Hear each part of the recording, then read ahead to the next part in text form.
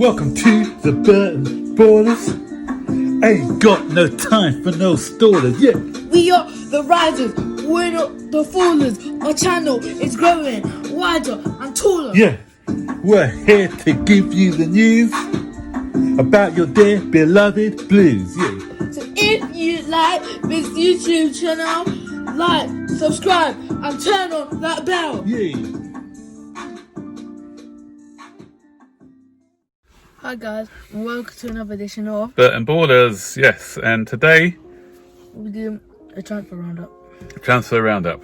Yeah, so we're just going to be looking at all the latest news surrounding Chelsea and the transfer rounders. And what we can do, Zane, we can give a rate-ometer, see how much we rate the stories. You know, we can give it like our confidence level of these moves actually happening.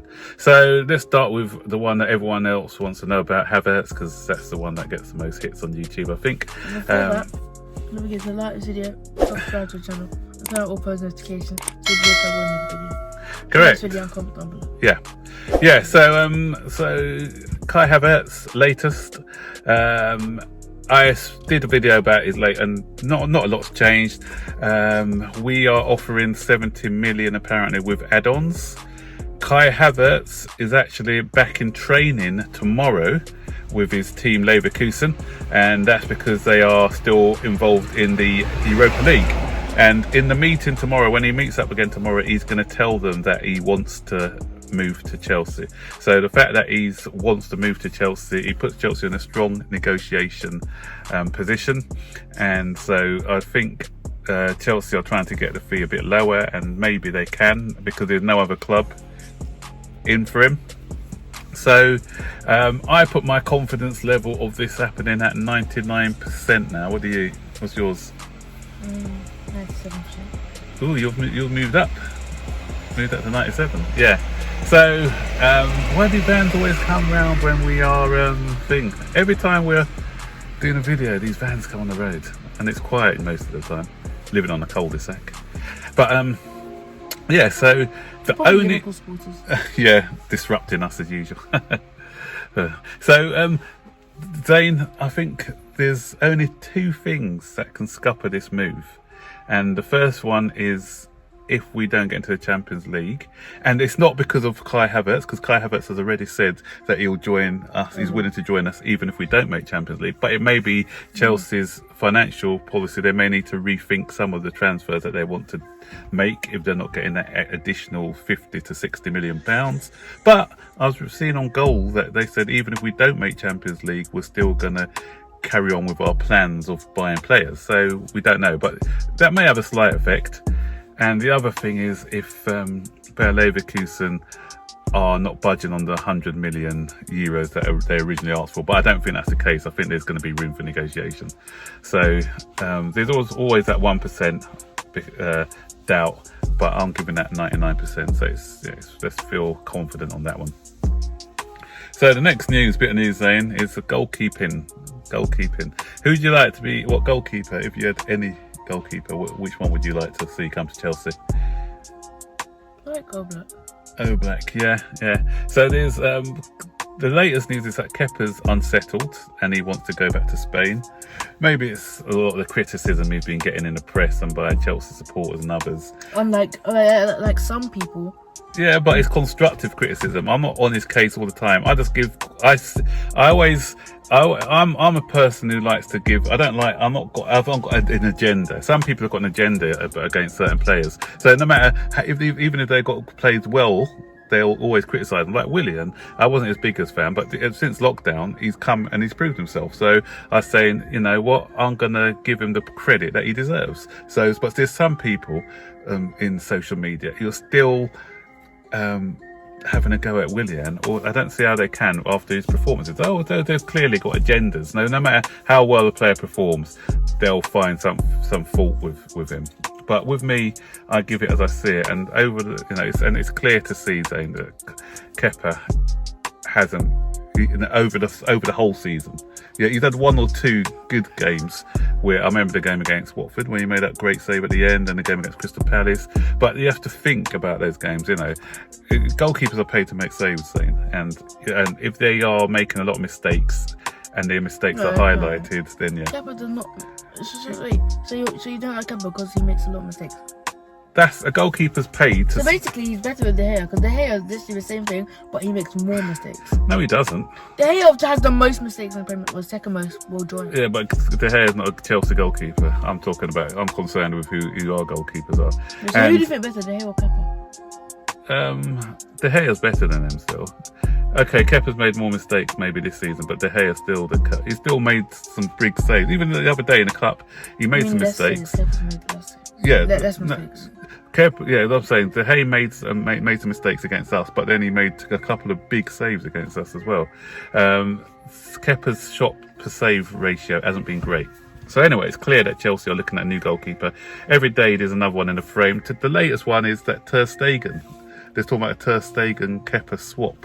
Because they're saying that Ter Stegen is refusing to sign a new contract, and Barcelona may want to cash in on him. But with this one, Zayn, I still think it's just a ploy, similar to when we were linked with Neuer from Bayern Munich. I think it's just a ploy to get more money. Yeah, to get a bigger contract. So I can't see him leaving Barcelona. If I'm honest, the more money you get. So if you get, obviously when you're negotiating a new contract, you want to get the best terms possible. So if, say for instance, Barcelona were only offering him, say, 50 million? say 100 million a week, 100 million a week. I wish I was getting 100 million, 100,000 a week, but he wants to go up to 130,000 a week. Oh, I then 50 million. Then they could actually say, you know what, Chelsea are prepared to offer me 130, so I think I'll go there. But Chelsea probably haven't, but they may say that, and then it gets the buying club into panicking. The buying club. The buying club in Barcelona. No, the selling club, which is Barcelona, or the current club.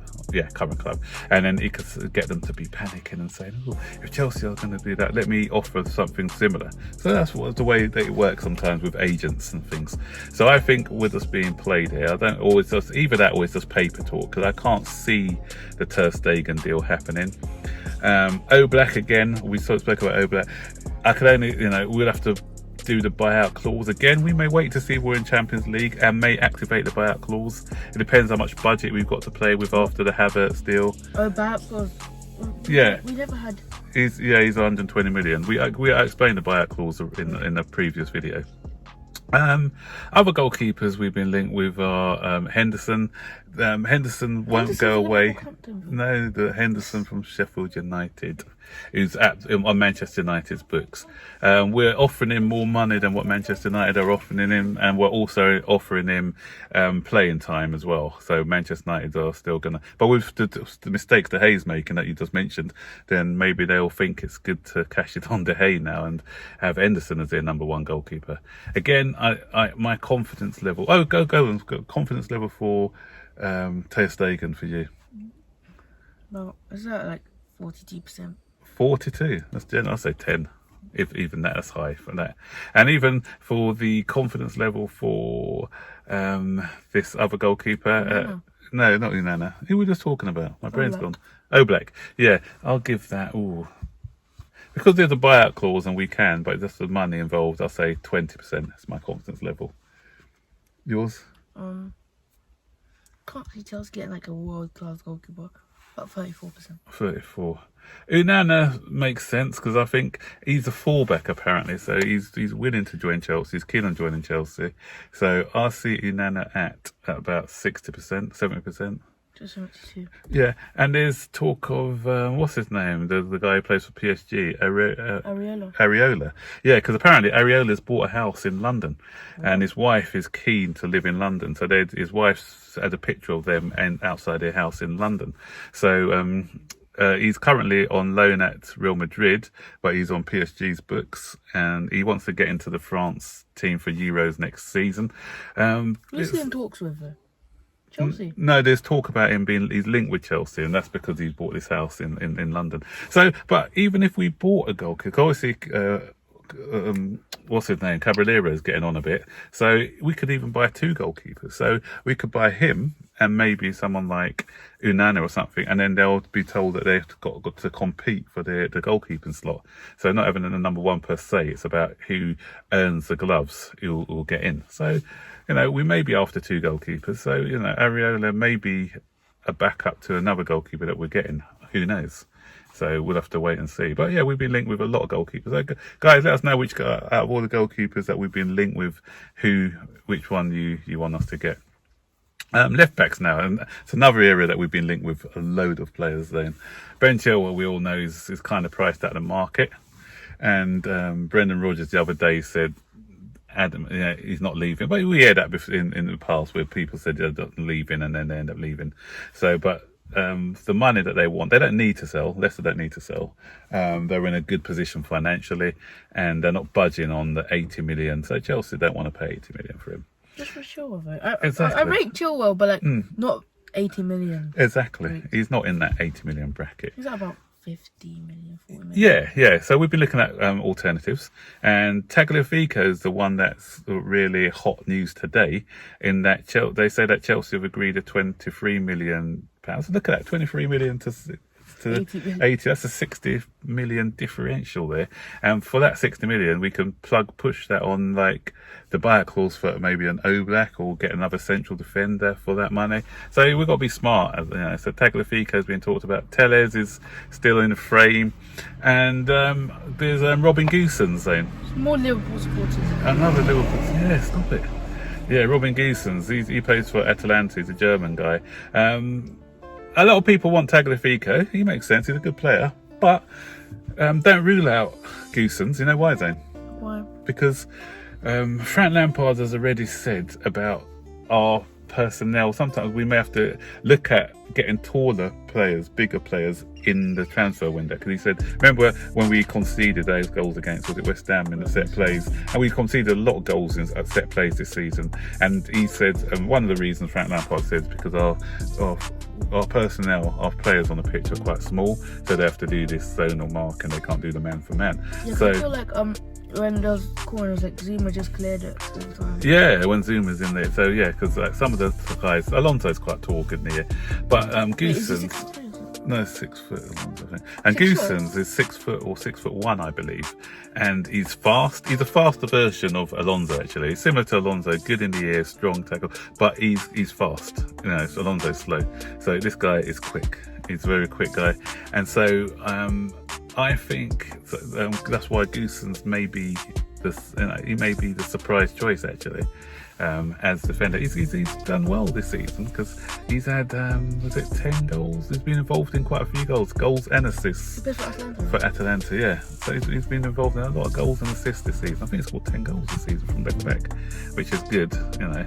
Alonso probably scored 10 goals against Tottenham.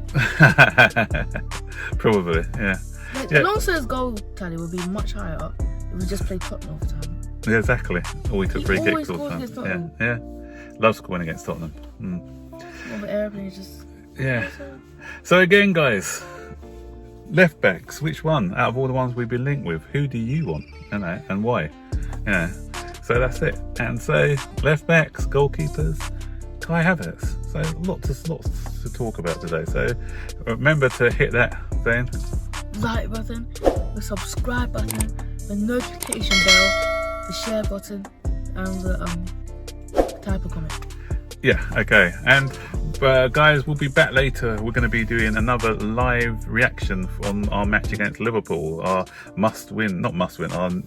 kind of must-win game against Liverpool. And so we'll be doing a live reaction on that, and then we'll be back after that for our match review. So don't forget to join our live. Yeah, join it, guys. And before we go, congratulations to our friend Baggy TV on making 3,000. My word, that guy is coming up from nowhere. He's coming up. He's going to be passing us in that fast lane soon, isn't he? So Baggy, calm down. Yeah, keep up the good work, Baggy TV. Yeah, well deserved, mate. And yeah, take care. You can subscribe to him right now. Yeah.